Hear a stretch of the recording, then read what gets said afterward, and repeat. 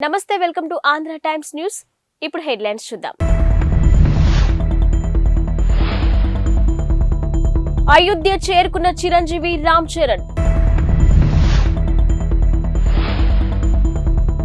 ప్రాణ ప్రతిష్ఠ సుముహూర్తం 84 సెకండ్లే. అయోధ్య ఆలయంలోని పాత విగ్రహాన్ని ఎక్కడ ఉంచుతారంటే, దేశంలోని చారిత్రాత్మక ఆధ్యాత్మిక నగరం అయోధ్య ఒక ప్రత్యేకమైన శోభతో మెరిసిపోతుంది. అయోధ్య బాలరాముడి ప్రాణ ప్రతిష్ఠ కార్యక్రమం నేపథ్యంలో ఆధ్యాత్మిక శోభను సంతరించుకుంది. ఇక నగరం మొత్తం దేశం నలుమూలల నుంచి వచ్చిన భక్తులతో నిండిపోయింది. దేశంలోని ప్రముఖులు, సెలబ్రిటీలు అందరూ అయోధ్యలోనే ఉన్నారా అనే పరిస్థితి అక్కడ ఉంది. ఇక తాజాగా మెగాస్టార్ చిరంజీవి, ఆయన భార్య సురేఖ, తనయుడు రామ్ చరణ్ అయోధ్యకు చేరుకున్నారు. అయోధ్య ఎయిర్పోర్ట్ లోని కార్యక్రమ నిర్వాహకులు వారికి స్వాగతం పలికారు. అనంతరం అక్కడి నుంచి వారు భద్రతా సిబ్బంది మధ్య బస ఏర్పాటు చేసిన ప్రాంతానికి బయలుదేరారు. ఇక ఎయిర్పోర్ట్ లో చిరంజీవి మాట్లాడుతూ, అయోధ్య బాలరాముడి ప్రాణ ప్రతిష్ఠ వేడుకల్లో పాల్గొనడం పూర్వజన్మ సుకృతంగా భావిస్తున్నానని చెప్పారు. తాను ఎంతో భక్తితో కొలిచే హనుమంతుడే తనకు ఆహ్వానం పంపినట్టుగా ఉందని పేర్కొన్నారు. సర్వాంగ సుందరంగా ముస్తాబైన అయోధ్య రాముడి రామ మందిరంలో బాలరాముడి విగ్రహానికి మరి కాసేపట్లో ప్రాణ ప్రతిష్ఠ జరగనుంది. వేద పండితులు, సాధువుల ఆధ్వర్యంలో జరగనున్న ఈ కార్యక్రమానికి దివ్య ముహూర్తం నిర్ణయించారు. ఈ సుముహూర్తం కేవలం 84 సెకండ్ల పాటు మాత్రమే ఉందని పండితులు చెప్తున్నారు. మధ్యాహ్నం 12 గంటల 29 నిమిషాల 3 సెకండ్ల నుంచి 12 గంటల 30 నిమిషాల 35 సెకండ్ల వరకు అభిజిత్ ముహూర్తంలో బాలరాముడి విగ్రహానికి ప్రాణ ప్రతిష్ఠ జరగనుంది. ఈ కార్యక్రమంలో పాల్గొనేందుకు ప్రధాని నరేంద్ర మోదీ ఢిల్లీ నుంచి మరి కాసేపట్లో అయోధ్యకు చేరుకోనున్నారు.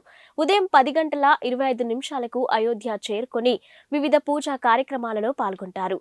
ప్రాణ ప్రతిష్ఠ కార్యక్రమంలో భాగంగా 150 మంది సాధువులు, మత గురువులు, 50 మంది ఆదివాసీ తెగలకు చెందిన ప్రతినిధులు పాల్గొనున్నారు. ఇక వీరితో పాటు వివిధ రంగాలకు చెందిన ప్రముఖులు, కరసేవకుల కుటుంబ సభ్యులు సహా ఆహ్వానం అందుకున్న 7,000 మంది అతిథులు అయోధ్య చేరుకున్నారు. కాగా ప్రాణ ప్రతిష్ఠ కార్యక్రమం పూర్తయ్యాక అతిథులను ఉద్దేశించి ప్రధాని మోదీ ప్రసంగించనున్నారు. ఆపై సీఎం యోగి, శ్రీరామ జన్మభూమి తీర్థ క్షేత్ర ట్రస్ట్ చీఫ్ మహంత్ గోపాల్ దాస్ కూడా ప్రసంగిస్తారు. దేశంలోని 100 కోట్ల మంది హిందువులు ఎంతగానో ఎదురు చూస్తున్న సమయం ఆసన్నమైంది. ఇక శతాబ్దాల కళ, దశాబ్దాల పోరాటం తర్వాత రామ మందిర సుదీర్ఘ కళ నెరవేరబోతుంది. కాసేపట్లో అయోధ్యలోని రామ మందిరంలో బాలరాముడి విగ్రహానికి ప్రాణ ప్రతిష్ఠ చేయబోతున్నారు. ఈ నేపథ్యంలోని యావత్ దేశం రామనామ స్మరణంతో మారుమోగుతుంది. ఎక్కడ చూసినా జై శ్రీరామ్ అనే నినాదాలు వినిపిస్తున్నాయి. శ్రీరాముడి జెండాలు కనిపిస్తున్నాయి. రామ మందిరాలు, హనుమాన్ ఆలయాలు భక్తులతో కిటకిటలాడుతున్నాయి. ఇక అయోధ్య రామాలయ గర్భగుడిలో 51 అంగుళాల కొత్త మూర్తిని ప్రతిష్ఠించారు. అయితే ఇక్కడే అందరికీ ఒక సందేహం తలెత్తుతుంది. మందిరంలోని పాత విగ్రహాన్ని ఏం చేయబోతున్నారనేదే ఆ సందేహం. ఇక ఈ సందేహాన్ని శ్రీరామ జన్మభూమి తీర్థ క్షేత్ర ట్రస్ట్ కోశాధికారి గోవింద్ దేవ్ గిరి నివృత్తి చేశారు. ఇక పాత విగ్రహం ఎత్తు 5-6 అంగుళాలు మాత్రమేనని, 25 నుంచి 30 అడుగుల దూరంలో ఉన్న వారికి ఆ విగ్రహం సరిగ్గా కనిపించదని ఆయన చెప్పారు. అందుకే 51 అడుగుల కొత్త మూర్తిని ఏర్పాటు చేశామని తెలిపారు. ఇక బాలరాముడి విగ్రహాన్ని గర్భగుడిలో కొత్తగా ఏర్పాటు చేసిన బాలరాముడి విగ్రహం ముందే ఉండేలా ఏర్పాటు చేయనున్నట్టు వెల్లడించారు. రామ మందిర నిర్మాణానికి ఇప్పటి వరకు 1100 కోట్లకు పైగా ఖర్చు అయిందని గోవింద్ దేవ్గిరి తెలిపారు. మొత్తం పనులు పూర్తి కావడానికి మరో 300 కోట్లు ఖర్చు అవుతాయని చెప్పుకొచ్చారు. టాలీవుడ్ సూపర్ స్టార్ మహేష్ బాబు ఇటీవల జర్మనీ వెళ్లడంపై రకరకాల ఊహాగానాలు వినిపించాయి. ఈ ఊహాగానాలకు చెక్ పెడుతూ అట్లాంటాకు చెందిన మూవీ ఫాలోవర్ క్రిస్టోఫర్ కనగరాజ్ ఓ ఫోటోను షేర్ చేశారు. రాజమౌళి కాంబినేషన్లోని మహేష్ బాబు ఓ సినిమా చేస్తున్నారంట. అయితే అంతర్జాతీయ స్థాయిలో రూపొందనున్న ఈ సినిమాను కేఎల్ నారాయణ నిర్మించనున్నారు.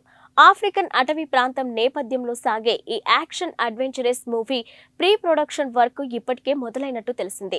ఇక ఈ సినిమాలో తన లుక్ మేక్ ఓవర్ కోసమే మహేష్ జర్మనీ వెళ్లినట్టు ప్రచారం జరిగింది. తాజాగా జర్మనీలో ఉన్న మహేష్ బాబు ఫోటోను షేర్ చేసిన ట్విట్టర్ యూజర్, మహేష్ ప్రస్తుతం జర్మనీలో బ్రెన్నర్స్ పార్క్ హోటల్ స్పాలో డాక్టర్ హ్యారీ కోనింగ్ పర్యవేక్షణలో శారీరక దృఢత్వానికి శిక్షణ పొందుతున్నట్టు రాసుకొచ్చారు. అయోధ్య రామ మందిర ప్రారంభోత్సవంలో పాల్గొనే అవకాశం రావడంపై ప్రముఖ సినీ నటుడు చిరంజీవి హర్షం వ్యక్తం చేశారు. భావోద్వేగంతో ఉక్కిరి బిక్కిరి అవుతున్నట్టుగా తెలిపారు. ఇక తన ఇష్టదైవం హనుమంతుడే ఈ ఆహ్వానం పంపినట్టుగా భావిస్తున్నట్టు వ్యాఖ్యానించారు. విగ్రహ ప్రాణప్రతిష్ఠ కార్యక్రమం ప్రత్యక్షంగా వీక్షించే అవకాశం దక్కడం ఎంతో అదృష్టంగా భావిస్తున్నానని అన్నారు. ఇది చరిత్రలో చిరస్థాయిగా నిలిచిపోయే కార్యక్రమమని, తనకు ఈ క్షణాలు జీవితాంతం గుర్తుంటాయని వ్యాఖ్యానించారు. ఇదంతా ఆ భగవంతుడి ఆశీర్వాదమని అన్నారు. ఇక రామ మందిరంలో బాలరాముడి విగ్రహ ప్రాణ ప్రతిష్ఠ కార్యక్రమానికి దేశవ్యాప్తంగా సినీ, రాజకీయ ప్రముఖులు హాజరవుతున్న విషయం తెలిసిందే. ఇప్పటికే పలువురు ప్రముఖులు అయోధ్యకు చేరుకున్నారు. ఇక టీడీపీ అధినేత చంద్రబాబు, జనసేన అధినేత పవన్ కళ్యాణ్ అయోధ్యకు వెళ్లారు. 500 ఏళ్ల ఎదురు చూపుల తర్వాత ఈ కల సాకారమవుతుందని పవన్ వ్యాఖ్యానించారు. నేటి మధ్యాహ్నం 12:20 జరిగే ప్రాణ ప్రతిష్ఠ కార్యక్రమానికి దేశం నలుమూలల నుంచి 7,000 మంది ప్రముఖులు హాజరవుతున్నారు. ఇక ముఖ్య అతిథిగా ప్రధాని నరేంద్ర మోదీ స్వయంగా ఈ క్రతువులో పాల్పంచుకుంటారు. భారత్తో 5 మ్యాచ్ల టెస్టు సిరీస్ ఆడేందుకు ఇంగ్లాండ్ జట్టు వచ్చేసింది. ఇక నిన్న శంషాబాద్ విమానాశ్రయంలో అడుగుపెట్టిన ఇంగ్లీష్ ఆటగాళ్లకు ఘన స్వాగతం లభించింది. ఇక ఆటగాళ్ల నుదుటిన తిలకం దిద్ది ఆహ్వానించారు. ఇందుకు సంబంధించిన వీడియోను ఇంగ్లాండ్ బోర్డు తమ అధికారిక ఎక్స్ ఖాతాలో పంచుకుంది. 5 టెస్టుల సిరీస్లో భాగంగా ఈ నెల 25న హైదరాబాద్లోని రాజీవ్ గాంధీ అంతర్జాతీయ క్రికెట్ స్టేడియంలో తొలి టెస్టు ప్రారంభమవుతుంది. రెండో టెస్టుకు విశాఖపట్నం వేదికగా కానుంది. ఇక కాగా విమానాశ్రయంలో క్రికెటర్లను చూసిన అభిమానులు వారిని తమ సెల్ ఫోన్లో బంధించేందుకు పోటీపడ్డారు. ఇంగ్లాండ్తో తొలి 2 టెస్టుల్లో భారత జట్టును బీసీసీఐ ఇప్పటికే ప్రకటించింది. భారత్, ఇంగ్లాండ్ జట్లు చివరిసారి 2021-22లో తలపడ్డాయి. ఇక ఆ సిరీస్లో 2-2తో డ్రాగా ముగిసింది. ఇక ఇంగ్లాండ్తో తొలి 2 టెస్టులకు ప్రకటించిన 16 మందితో కూడిన భారత జట్టులో విరాట్ కోహ్లీ కూడా ఉన్నాడు. అతడు మరో 152 పరుగులు చేస్తే టెస్టుల్లో 9,000 పరుగులు సాధించిన 4వ భారత ఆటగాడిగా చరిత్ర సృష్టిస్తాడు. నేడు జరగనున్న అయోధ్య శ్రీరామ మందిర ప్రారంభోత్సవానికి దేశవ్యాప్తంగా రాజకీయ, సినీ ప్రముఖులు హాజరవుతున్నారు. ఇప్పటికే కొందరు అయోధ్యకు చేరుకోగా మరికొందరు ఇవాళ ఉదయం అక్కడికి చేరుకుంటారు. ఇక టీడీపీ అధినేత చంద్రబాబు, జనసేన అధినేత పవన్ కళ్యాణ్, సూపర్ స్టార్ రజనీకాంత్ కూడా అయోధ్యకు చేరుకున్నారు. ఇక అయోధ్యలోని టీడీపీ అధినేత చంద్రబాబు నాయుడు ఇప్పటికే పలు ఆలయాలను సందర్శించారు. పండితులు చంద్రబాబును సత్కరించి తీర్థ ప్రసాదాలు అందజేశారు. 500 ఏళ్ల ఎదురు చూపుల తర్వాత ఈ కల సాకారమవుతుందని జనసేన అధినేత పవన్ కళ్యాణ్ వ్యాఖ్యానించారు. ఈ కార్యక్రమంలో పాల్గొనే అవకాశం రావడం అదృష్టమని అన్నారు. తెలుగు రాష్ట్రాల నుంచి పలువురు ప్రముఖులు కూడా ఈ కార్యక్రమానికి హాజరవుతున్నారు. కాగా మధ్యాహ్నం 12:20 బాలరాముడి ప్రాణ ప్రతిష్ఠ కార్యక్రమం నిర్వహిస్తారు. ఈ కార్యక్రమానికి సంబంధించి దేశవ్యాప్తంగా 7,000 మంది ప్రముఖులకు ఆహ్వానాలు వెళ్లాయి.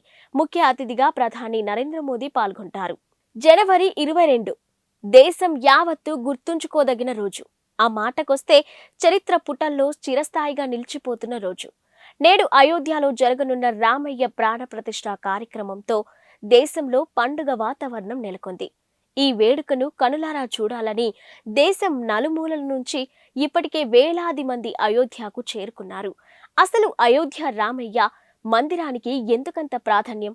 రామయ్య నడియాడిన అయోధ్యలో మళ్లీ పూజలందుకోబోతున్న శ్రీరామచంద్రమూర్తికి సంబంధించి అయోధ్యలో ఎప్పుడు ఏం జరిగిందనేది ఓసారి చరిత్రను తిరిగేసి చూద్దాం. 1526 పానిపట్ యుద్ధంలో ఇబ్రహీం లోడీని ఓడించిన బాబర్ ఇండియాలో అడుగుపెట్టాడు. దీంతో మొఘలులు సామ్రాజ్య పాలన ప్రారంభమైంది. ఇక అతడి జనరల్లోని ఒకరు ఈశాన్య భారతదేశాన్ని జయించిన సమయంలో 1528లో అయోధ్యలో పెద్ద మసీద్ను నిర్మించి దానికి బాబ్రీ మసీదుగా పేరు పెట్టి బాబర్ను ప్రసన్నం చేసుకున్నాడు. ఇక మసీదు వెలుపల హిందువులకు పూజించే వెసులుబాటు కల్పించారు. ఇటీవలే టీడీపీని వీడి వైసీపీలో చేరిన విజయవాడ ఎంపీ కేశినేని నాని నిన్న అమృత్సర్లోని పవిత్ర సిక్కు ఆలయం గోల్డెన్ టెంపుల్ ను సందర్శించారు.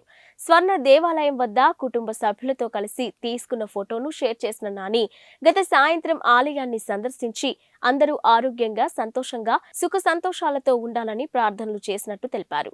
గత కొంతకాలంగా టీడీపీతో అంటిముట్టనట్టుగా ఉంటున్న నాని ఇటీవల ముఖ్యమంత్రి వైఎస్ జగన్ సమక్షంలో వైసీపీలోకి చేరారు. ఆ వెంటనే టీడీపీ అధినేత నారా చంద్రబాబు నాయుడుపై తీవ్ర వ్యాఖ్యలు చేశారు. అధికారం కోసం జనసేన అధినేత పవన్ కళ్యాణ్ ను కూడా బాబు మోసం చేస్తున్నారని, ఇక తన కొడుకు లోకేష్ ను సీఎం చేయడమే ఆయన లక్ష్యమని పేర్కొన్నారు. సానియా మీర్జా నుంచి విడిపోయిన పాకిస్తాన్ మాజీ క్రికెటర్ షోయబ్ మాలిక్ పాక్ సినీ నటి సనా జావేద్ ను వివాహం చేసుకున్న సంగతి తెలిసిందే. ఇక ఈ నేపథ్యంలో విడాకుల వ్యవహారంపై సానియా మీర్జా కుటుంబం స్పందించింది. పాకిస్తాన్ నటిని పెళ్లాడిన షోయబ్ జీవితం సాఫీగా సాగాలని ఆకాంక్షిస్తూ షోయబ్తో సానియా విడాకులు ఎప్పుడు తీసుకున్నది వెల్లడించింది. వారిద్దరూ కొన్ని నెలల క్రితమే విడిపోయినట్టుగా స్పష్టం చేసింది. సానియా ఎప్పుడూ తన వ్యక్తిగత జీవితంలో గోప్యత పాటించదని, కానీ ఇప్పుడు ఓ విషయాన్ని బయట పెట్టాల్సిన అవసరం ఉందని పేర్కొంది. సానియా మీర్జా షోయబ్ కొన్ని నెలల క్రితమే విడాకులు తీసుకున్నట్టు స్పష్టం చేసింది. షోయబ్ కొత్త ప్రయాణం సంతోషంగా సాగాలని సానియా ఆకాంక్షించినట్టు తెలిపింది. తమ గోప్యతను గౌరవించి ఊహాగానాలకు దూరంగా ఉండాలని అభిమానులను సానియా కుటుంబం అభ్యర్థించింది. ఇవి ఇప్పటివరకున్న బులెటిన్ అప్డేట్స్. Keep watching.